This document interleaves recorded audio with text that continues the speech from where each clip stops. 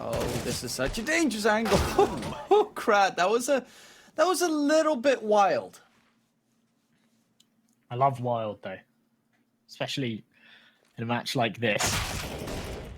Crad. Oh, my goodness. 2 incredibly fast headshots and a 5-on-3 just become a 3-on-3. So trading 1-for-1. Flank from Santaras, though, towards short. Will they expected that quickly? Lackey's got the angle spotted.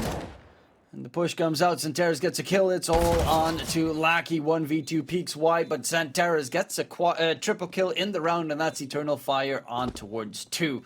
But again, they got the bomb planted on Entropiq side, so might still be considering buying up, because they did take down 3 of the CTs in the process. Well, not a bad recovery. Did come incredibly close, though. Entropiq, after the shaky start that they got off to there in round number 2. Bringing it back into the 1-2 situations, pretty impressive. Unfortunately, they just couldn't hold on to it. Now, the question is, after doing as much damage as they dealt and getting the bomb down, do they go for a force again? And the answer is yes. So we're not going to see the Miko just yet. We're going to continue to see these buys come out. Yeah, this is pretty much what you love to see about the CIS region. It's constantly force buying until at one point you get completely destroyed, and then, oh, all our force buys weren't necessarily the greatest of choices. But you win this round right here, and then all of a sudden Eternal Fire on towards an eco as well, but iMORR starts it off with an opening pick. And with a man advantage, it's looking pretty good for the Eternal Fire CT side so far. However, there's still a gaze to work with. And Crad gets himself a second, looking for the third. Everyone just feeding into the Crad machine.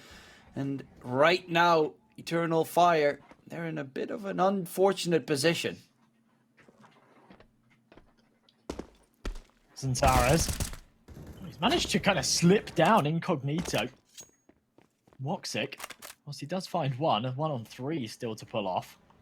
C4's over towards the A side, though, so there's actually a chance for him here. With Forrester and Crad so low, timing could bless him, but unfortunately it doesn't. And he runs into the only man that's got a decent chunk of health, too.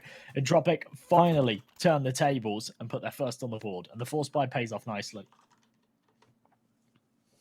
Yeah, it's, I mean, that's pretty much, if you've got the aim, why wouldn't you? They're looking to get themselves back on track. Of course, Eternal Fire, the big question is, are they going to go for the full eco? But most likely they're just going to go for the full investment with a couple of pistols to work with. And yeah, there we have it, 1 from us, a couple of deagles. Barely any utility to work with, and they're really going to make sure that they don't ever reach the site because they don't have a single defuse kit. But an A-long push could be disastrous here for Entropiq if they're not paying attention to their backsides. And the thing is, even though it only seems like a few $100 here and there, the difference between the T and CT economy is right in front of you. Entropiq, they were able to continue to force after winning those first 2 rounds, whereas as soon as Eternal Fire lose 1, that's it. They're down to the pistols. 4 deagles and a FAMAS to make this work. Very, very limited utility. A flash of smoke and a HE left to deploy. Calix has already thrown that smoke grenade and it's not been put to good use. Perhaps it has. It's actually gone and landed down towards Monster. Now, from our eagle eyes, our bird's eye view of the minimap, we know that they can push right through this smoke and they have a 3B bomb site, but they don't know this. So that smoke actually delays them for a little while longer and allows that flank to go through mid and get all the information they need. They are creeping in. Crad gets a kill onto iMORR. But right now, it's only a couple of deagles left standing because the FAMAS has been taken out of the equation, and it looks more likely that they're just trying to get some exit frags in the process. WOXİC makes it hurt a bit more. But the question, how much more can they make it hurt? They even dropped a player on the Eternal Fire side. So we're probably going to have ourselves a bit of a tech pause coming forward. WOXİC completely blinded, running out right towards the bullets, will cost him his life. And the remaining 2 CTs, all they can do is save the deagles in towards the next round. Well, we see another disconnect. It's not from ISSA this time, though. Other technical problems. Bit of a shame here. Either way, Entropiq take their second. Eternal Fire almost certainly will be down to an eco in the follow-up. I don't think they'll go for another deagle force after what we've just seen here. The tech pause before we get back underway. Really solid round though. So far, we are tied up again. Tech pause. Quickly try and figure out how to fix all those nasty issues. Because this is not the first time that we've had some tech issues coming forward between one of the players. Hopefully this will be the last, because I do not want to have any more interruptions while we watch the extension of this game. Not even just from like a viewer perspective as well, but just as a player, it's kind of like the last thing you want, especially being a map down and whatnot. You really don't want to be having these technical problems. So there's a little sneaky hidden chicken behind the pallet. Little Easter eggs.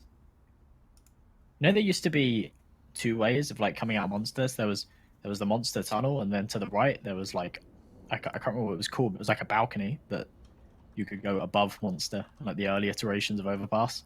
So it's much easier as a T to execute onto the B site, and it was much harder as a CT to hold, because you had the angle coming from short, and then you had two angles coming from monster. You see that hole above the hole? You could come out there. That's pretty cool. It was OP as hell.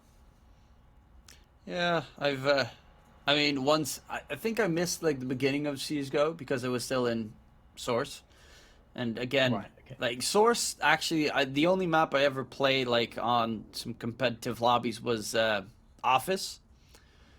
But for the most part, it was just playing, you know, prop hunt zombie mode. That by far was way more fun in Source than it was in CSGO. You know, talking about things that Valve got wrong, I think the biggest thing that Valve got wrong by far was getting rid of the community servers and killing this kind of huge community that was built around B-hopping and minigames. And I semi-understand why they did it, because it led to a lot of scamming and it led to a lot of kind of backdoors for cheats and things like that. But there were these massive communities that in the early days of CS, I was like a big part of, for trading servers and mini games, and as you say, like the silly zombie maps and stuff like that, and they just don't exist anymore. If you try and find like the biggest trading servers have all gone down, all like the big B-hop servers are gone, and it's like a massive portion of CS that just kind of disappeared, and the community's died with it, and it's like really sucks to like look back and kind of reminisce of like the good days of when they were around. Well, there's still some servers, but yeah, it's not like it used to be, where it's always tons of people playing. I still do know that there's some zombie escape maps, if you've ever played them, where you're like running through Minister Eth and the Death Star and everything. Those are pretty sick. Some people put a lot of effort into custom maps. Yeah. There's a lot of people didn't realize, but when you own Counter-Strike, you instantly have access to the map creator tools and the skin creator tools. So you don't have to have some, like, if you want to create a CSGO map, and I'm someone that's created a couple of workshop maps. I actually had a map, a 1v1 map that I made a couple of years back that made it to the front page of the workshop and things like that. It's actually very easy. You don't have to have some funky map creation software or anything. You get the Source SDK, which is like the software that you use, and I think a program called Hammer, which is a software you use to create CSGO maps, and it's actually just within the game files. You can just open it. When you download Counter-Strike, it's part of the Counter-Strike download, so it's really cool. Oh, so that's all that useless junk. Yeah, that's all the useless junk that you don't know what it is, but yeah. It means that everybody can make maps, and it's not limited to people that have like super software that costs loads of money and stuff. Yeah, on a game that definitely looks like it should probably have a CSGO 2 at one point. Because it's a great game, it's just at one point the graphics just don't get any better. Well, they'll at least get themselves the AK to retrieve. But how much more can they get done here on the side of Eternal Fire? Can they even keep that AK alive on Calyx? Well, he does manage to find one, and that might be the ticket to staying alive with it. The issue is he's pressing further forward. If I was him right now, I would be getting the hell out of there and going to playground, but instead he gets slam dunked by Forrester's nade. 3. There's only 3. I'm jumping the gun a bit. 3-2. Entropiq do take the lead. Eternal Fire 2 rounds away from tying their score of the last game. Can they get it done? I assume so. They need to really step up because Entropiq are not going to make this an easy affair on Overpass. 3 rounds consecutively for the terrorist side right now. They do pick up the WOXİC AWP up, but on the other side it is going to be Alien, so you still have to be fairly careful of any duels you take. Oh, there's Nickelback. Mac10. That is so perfect. That is so perfect. And being the only man that's devoted down to that SMG as well, just saying, right, I'm just going to fly through connector, flash me around this corner, takes a duel, doesn't even go 1-for-1, doesn't take any damage, and upgrades to an M4. It's just as simple as that. Pressure applied, control obtained, and a cheeky weapon upgrade. All in a day's work. You know, one of my favorite boost spots is actually on Overpass as well. There is in connector you can boost on like the pipe. I love that spot. Yes, yeah. No one ever checks it, but it's also a very dumb place to boost. But I still love that area to just get boosted up on if you're at the CT side. Right now the B-bomb side is lost though. A couple of trades, but they mainly just walked in towards that B side freely. And Eternal Fire not really putting up much of a defense in that area, immediately falling back to save their guns is going to put Entropiq on towards 4. Yeah, there's all sorts of ridiculous spots. I mean, that spot in connector is so OP because the lighting in connector is just terrible. So not only is it never checked, but you can barely see them if you kind of tuck into the wall and you don't have some stupid bright player model on. Like the default CT model is just very difficult to see there. And I mean, what else is there? You can boost on top of the slide in Playground, and then you can see anybody aggressing like Fountain, Party, and up from long. It's not like a particularly powerful boost, but it's just like a stupid one, and nobody ever expects it. If you're pushing Party or you're pushing long, the last place you expect is a little head poking up above the slide. Like, it's brilliant. I mean, there's so many. Though they did remove that window, right? The one towards Banana, the A short. Yes, the window's gone. Yeah. Yeah, that one's sad that it's gone because not a lot of people did it, but it was still nice to have it.